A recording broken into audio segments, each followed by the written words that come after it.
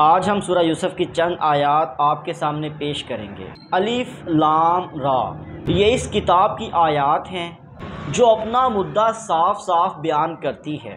ہم نے اسے نازل کیا ہے قرآن بنا کر عربی زبان میں تاکہ تم اسے اچھی طرح سمجھ سکو۔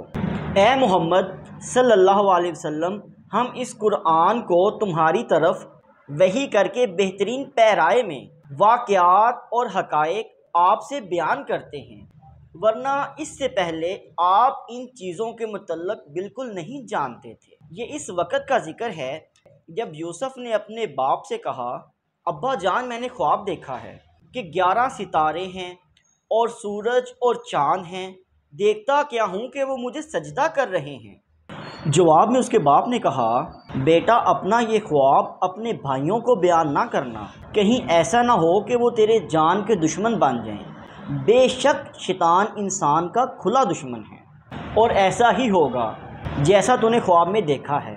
تیرا رب تجھے اپنے کام کے لیے منتخب کرے گا اور تجھے باتوں کی تہ تک پہنچنا سکھائے گا، اور تیرے اوپر اور آل یعقوب کے اوپر اپنی نعمت اس طرح تمام کرے گا جس طرح اس نے تجھ سے پہلے تیرے بزرگوں ابراہیم اور اسحاق پر پوری کی تھی۔